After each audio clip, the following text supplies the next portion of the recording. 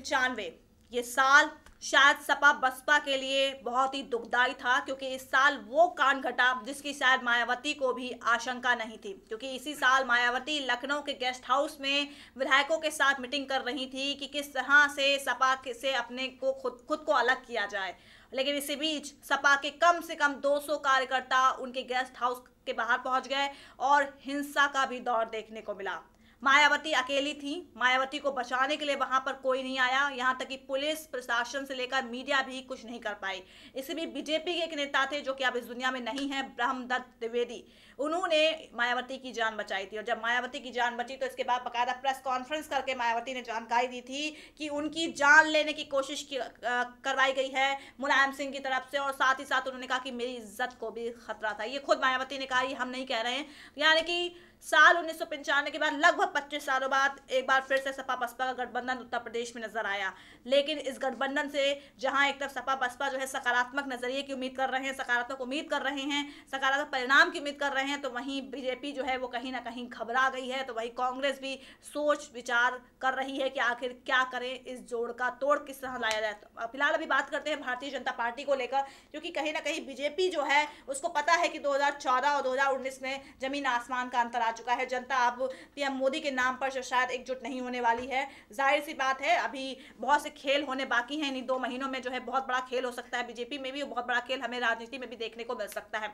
इसी बीच बीजेपी की जो कद्दावर नेता है उमा भारती, उन्होंने गेस्ट हाउस कांड का जिक्र किया है और कहा है कि मायावती के ऑफिस में मेरा फोन नंबर भिजवा दीजिए और मैं क्या पता उन्हें किसी भी वक्त मेरी जरूरत पड़ जाए। यानी इनका साफ ये कहना है कि सपा के साथ गठबंधन करके मायावती ने बहुत बड़ी भूल कर दी है, और ऐसे में हो सकता है कि फिर वही साल 1995 वाला कांड जो है फिर से दोहराया जाए। और ऐसे में मायावती हालांकि पूरी तरह से आश्वस्त हैं, उनका साफ साफ कहना है कि वो गेस्ट हाउस कांड बोल चुके हैं, लेकिन मुलायम सिंह की उनकी तलखियां अभी भी लगातार बरकरार हैं।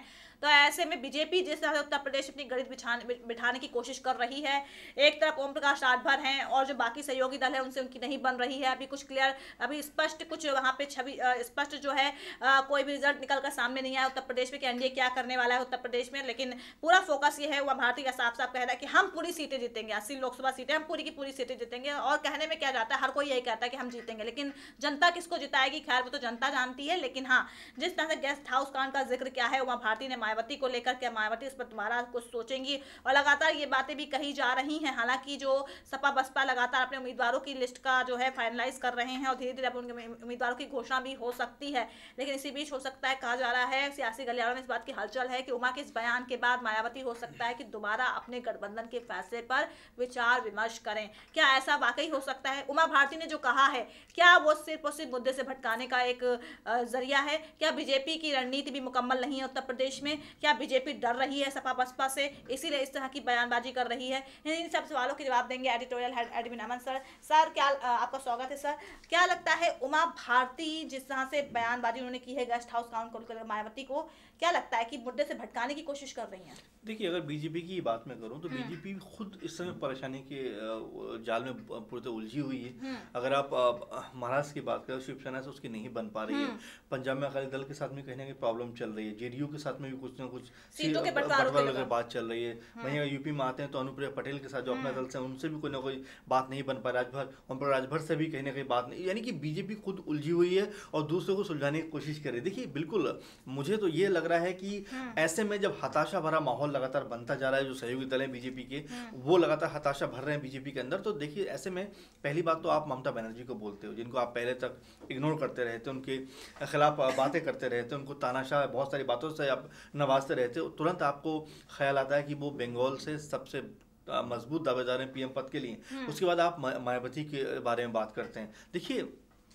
इस समय अगर हम हालात देखें तो ज़रूर जो हालात हैं 2014 के मुकाबले बहुत ज़्यादा अलग हो गए हैं, बहुत ज़्यादा अलग हो गए। यहाँ पर जो छोटी पार्टियाँ हैं उनका अब जो कद मजबूत हो गया है, क्योंकि ऐसे में कांग्रेस खुद मजबूत नहीं है विपक्ष में, तो जो छोटी छोटी पार्टियाँ हैं वो लगातार मजबूत हो रही हैं, वो लगातार दावेदारी ठोक रही हैं कि अगर ये छोटे दल मिलकर अगर इकट्ठा हो पाए, एक साथ चल पाए, तो ये बीजेपी के लिए बड़ी परेशानी का सबब बन सकता है। क्योंकि बीजेपी भी समझ रही है पूरी तरह से कि उनके हालात पहले की तरह बेहतर नहीं है। यूपी में जो 72-73 सीटें उन्होंने जीती, अब मध्य प्रदेश की बात करें तो 25 सीटें जीती, राजस्थान में पूरी 25 सीटें जीती, और इसी तरह से गुजरात में 86 लगभग सीटें जीती। तो ये 4-5 राज्यों में लगातार बड़ा दखल उनका देखने को मिला। लेकिन अगर मैं विधानसभा चुनाव की बात करूँ तो गुजरात में भी कांग्रेस बिल्कुल फाइट में रही थी।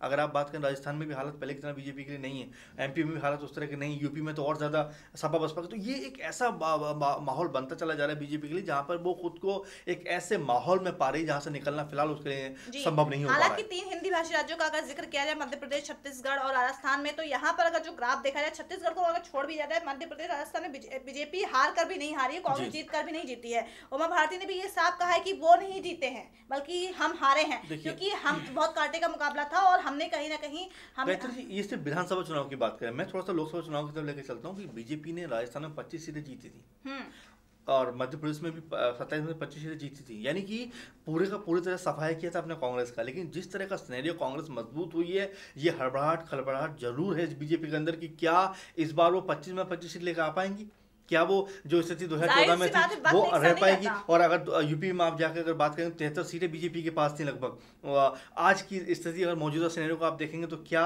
बीजेपी के अंदर ये काबिलियत या इस तरह का दम है कि वो 73 या 70 सीटें जीत सकते। तो ये एक माहौल बनता हुआ नजर आ रहा है बीजेपी के खिलाफ, जो बीजेपी पार नहीं पा रही है। वहीं आप अगर चलें बिहार में तो 17 सीटों पर मजबूर होना पड़ रहा है बीजेपी को सीटें बंटवारे के लिए, वहां पर 22 सीटें उसकी अपनी थी। तो यानी कि देखने वाली बात यह है कि लगातार बीजेपी कमजोर हो रही है। लेकिन हाँ, ऐसे में महत्वपूर्ण बात यह है जो छोटे छोटे दल थे, जैसे जो क्षेत्रीय दल हम लोग जिनको कहेंगे, जैसे सपा है, बसपा है, आरजेडी है, टीएमसी है, ये बहुत सारे दल उभर कर सामने आ रहे हैं और ये एक परेशानी का सबब बन सकते हैं बीजेपी के लिए। तो ऐसे में बीजेपी अभी से अपना जाल बिछाने की कोशिश में लगी हुई है। जी, तो ऐसे में क्या लगता है कि जो उमा भारती का गेस्ट हाउस कांड को लेकर जो बयान आया है सामने, इसके अलावा जो बात की जाए, गेस्ट हाउस कांड इस वक्त ज्यादा चर्चाओं में क्योंकि सपा बसपा गठबंधन हो गया, तो ऐसे में अगर बीजेपी को अगर बात भी करनी है, सपा बसपा पे निशाना भी साधना, तो अपने विकास की भी ढोल पीट सकती है, विकास की बात कर सकती है। गेस्ट हाउस कांड आप किसी के जले पे नमक छिड़क रहे हैं और फिर कह रहे हैं कि ऐसा दोबारा हो सकता है, तो क्या आपको लगता है कि ऐसा कांड फिर से होगा? 1995 2019 में जमीन आसमान का अंतर है।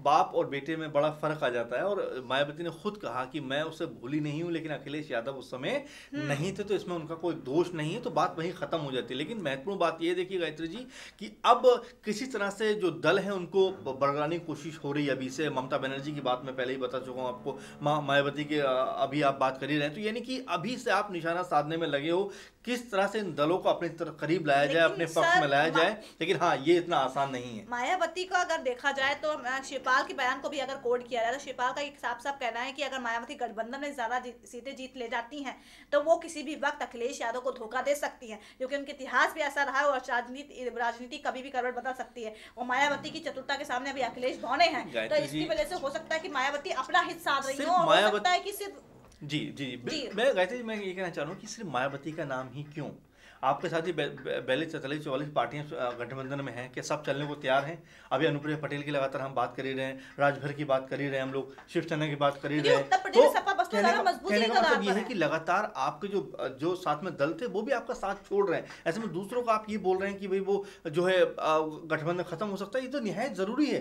गठबंधन का मतलब है कि आपकी पार्टियां अलग है, लेकिन आपने मौके को देखते हुए गठबंधन किया है। अगर हमारे आपसे नहीं बनती तो हम आपसे गठबंधन वापस ले भी सकते हैं, और तमाम मौकों पर ऐसा देखा गया है। लेकिन हाँ, महत्वपूर्ण बात गायत्री जी जो ये है कि इस समय बीजेपी की स्थिति उतनी मजबूत नहीं है जो 2014 में हुआ करती थी। अब दरअसल दूसरे किस्म की राजनीति नजर आ रही है। ऐसे में छोटे दल, क्षेत्रीय दल वो उभर कर सामने आ रहे हैं, जो बीजेपी के लिए परेशानी का सबब बनता चला जा रहा है। बीजेपी के लिए परेशानी का सबब बनता जा रहा है उत्तर प्रदेश में, बातें हम समझते हैं, लेकिन ऐसा नहीं कि बीजेपी, अगर योगी सरकार की बात कर ले, जो इनको कम से कम 2 साल तो हो गए वहां पे शासन किए हुए उत्तर प्रदेश में, तो ऐसे में 2 साल अभी हो जाएंगे मार्च में योगी सरकार को उत्तर प्रदेश में। अगर मोदी सरकार का भी खाका देखें तो ऐसा हम बीजेपी को पूरी तरह से हाशिए पे नहीं डाल सकते, क्योंकि ऐसा नहीं कि बीजेपी ने कुछ किया ही नहीं है। बीजेपी ने भी बहुत कुछ किया जिसका फायदा उत्तर प्रदेश में मिल सकता है। सपा बसपा भले इस पे एक धर्म की तोहमत लगाए, बहुत सी बातें कहे कि वो तो धर्म विरोधी हैं, ऐसा है वैसा है, मुस्लिम समुदाय को लेकर टारगेट कर, लेकिन बीजेपी ने कुछ तो ऐसा किया है जिसका फायदा उत्तर प्रदेश में मिल सकता है। हम बीजेपी को भी दरकिनार नहीं कर सकते। मैंने आपसे ये कहा ही नहीं कि दरकिनार कर रहा हूँ, मैं ये कह रहा हूँ पहले की तरह स्थिति मजबूत नहीं है, और मजबूत नहीं है तो इसका सीधा फायदा सपा और बसपा को मिलता हुआ नजर आ रहा है। वहीं अगर बात करें बिहार की तो वहां पर भी आरजेडी को फायदा मिलता हुआ नजर आ रहा है। उपचुनाव में आपने देखा, यूपी में भी चुनाव आपने देखा। इस तरह से अगर राजस्थान की बात करें, यहाँ पर उपचुनाव में आपने देखा कि जिस तरह से बीजेपी का सफाया हो रहा है। और हाल ही में जिस तरह से 5 राज्यों में बीजेपी की हार हुई है, वो बहुत सारी पोल खोलकर रख रही है सामने। तो ये इस तरह के आंकड़ों को लेकर चलने की जरूरत है कि क्या बीजेपी में वो बात नहीं रही, क्या आने वाले दिनों में क्या बीजेपी और ज्यादा क्षेत्रीय जो दल है उनसे मजबूती करेगी अपनी, क्या उनके साथ करीब जाएगी, क्या उनको मनाने की कोशिश करेगी? तो ये देखने वाली बात है। उमा भारती तो गेस्ट हाउस कांड पे मायावती को निशाने पर ले रही, सपा बसपा के गठबंधन पर भी ताबड़तोड़ हमले कर रही हैं, प्रधानमंत्री नरेंद्र मोदी को फिर से पीएम का दावेदार बता रही हैं, लेकिन उमा भारती खुद लोकसभा चुनाव नहीं लड़ रही हैं, उस पर वो कुछ नहीं कहती हैं। लेकिन अगर वो बाकी मुद्दों पे बात की जाए तो वो खुलकर बोलती हैं। देखिए, उमा भारती जी वही हैं जिन्होंने कहा था कि गंगा साफ नहीं हुई तो मैं समाधि ले लूंगी। तो ठीक है, वो सब बातें गुजर चुकी, खत्म हो चुकी हैं, और खुद उन्होंने फैसला किया है कि अब मैं चुनाव नहीं लड़ूंगी। तो मेरे ख्याल में उनको तो ये हक नहीं होता है, बट क्योंकि पार्टियां जुड़ी हुई हैं, जाहिर बात है कुछ ना कुछ तो बोलेंगी। और इस नाते क्योंकि मायावती के पक्ष में आकर वो ये बात बोलना चाह रही हैं कि चलिए अगर मान लीजिए आने वाले दिनों में अगर बीजेपी को 10, 20, 30 सीटों की जरूरत थी तो मायावती उनके पक्ष में आ सकती हैं। तो हो सकता है अभी से इस तरह का माहौल बनाने की कोशिश में जुटे हुए बीजेपी और बीजेपी के जो कार्यकर्ता हैं वो लोग। मिलाकर बीजेपी की हताशा ही प्रकट कर रहा है कि उन्हें सपा बसपा के गठबंधन से कुछ ना कुछ डर जरूर है, क्योंकि जिस तरह से उनकी मजबूत सपा बसपा से नहीं, ममता बनर्जी जी से भी जरूर है, क्योंकि जिस तरह से हम आपका विरोध देखते रहे थे। नहीं, बिल्कुल उत्तर प्रदेश की बात नहीं, मैं बंगाल की बात करूँ कि लगातार आप बंगाल में, पश्चिम बंगाल में लगातार कहते रहे थे तानाशाह का शासन है, लेकिन सडनली आपका बयान आता कि नहीं, ममता बनर्जी के अंदर वो काबिलियत है जो वो आने वाली पीएम बन सकती है। बहुत सारे मामले ऐसे कि अब कहीं ना कहीं बीजेपी जाल फेंकती हुई नजर आ रही है। उसको लग रहा है कि अगर सीटें कम हुई तो वो इनकी तरफ जाकर इनको अपनी तरफ ला सकती है और सरकार अपनी बना सकती है। सरकार अपनी बना सकती है, लेकिन जो जिस तरह से गेस्ट हाउस कांड को लेकर उमा भारती ने मायावती को लेकर बयान दिया है, क्या लगता है कि मायावती कुछ सोचेंगी या सिर्फ इनकी बयानबाजी रह जाएगी, मायावती सिर्फ अपना काम करते रह जाएगी? देखिए, उन्होंने खुद अपनी प्रेस कॉन्फ्रेंस में कहा भी है कि मैं उसे भूली नहीं हूँ, तो इसके बहुत सारे मायने हैं, बहुत सारी बातें हैं। और सिर्फ उमा भारती कहने या ना कहने से फर्क नहीं पड़ता, उनको भी पता है उनके साथ क्या हुआ और कैसे हुआ, तो वो सब अच्छे जानते हैं। प्रेस कॉन्फ्रेंस में उसकी 30 नज़र भी आई। अब ये तो देखिए, जो गठबंधन बना है वो इसीलिए बना है ताकि किसी तरह से बीजेपी को यूपी से हराया जाए और खुद की स्थिति वहां पर मजबूत की जाए, तो उसके लेकर गठबंधन बना है। मायावती की चतुरता के आगे मुझे नहीं लगता कि अखिलेश यादव इनका जो है वो चतुरता को भेद पाएंगे, जो अब मुलायम कर सकते हैं। और ऐसे में अखिलेश को मुलायम का सहारा लेना ही पड़ेगा, जबकि अभी मुलायम की स्थिति जो है सपा में बेचारगी से कम नहीं लग रही है। आपको क्या लगता है? नहीं, मुझे ऐसा लगता है कि जब गठबंधन पे आप अड़ते शुरू में चुनाव लड़ रहे हो तो एक दोनों का बराबर का स्थान वहां पर मौजूद नजर आ रहा है। और आने वाले दिनों में क्या होगा नहीं होगा इसको लेकर तो हम बात नहीं कर सकते, लेकिन हाँ, कहीं ना कहीं अखिलेश और मायावती फिलहाल टक्कर पे चुनाव लड़ते हुए नजर आ रहे हैं अखिलेश और मायावती। और उमा भारती के बयान का कुछ ज्यादा असर नहीं पड़ेगा मायावती या फिर सपा बसपा के गठबंधन पर, क्योंकि बीजेपी अपनी भी एक जमीन तलाश रही है। उत्तर प्रदेश में 2014 में उसने बहुत अच्छा वहां पे प्रचंड बहुमत हासिल किया था। तो शायद बीजेपी की जगह कोई भी पार्टी होगी तो वो कोई ना कोई डिप्लोमेसी करेगी, कोई ना कोई राजनीति करेगी, और राजनीतिक पार्टियां जाहिर सियासत तो करेंगी। तो ऐसे में बीजेपी अपना आप कहीं ना कहीं वहां पे एक रास्ता तलाशेगी, कैसे सपा बसपा के उस रास्ते से होकर निकला जाए और वहां पर अपनी जो है फिर से एक मजबूत पैठ बनाई जाए। वैसे में उनको फायदा मिल सकता है योगी आदित्यनाथ से, क्योंकि अभी फिलहाल उत्तर प्रदेश में बीजेपी की ही सरकार है। लेकिन कुल मिलाकर फिलहाल गेस्ट हाउस कांड की जो टीस है,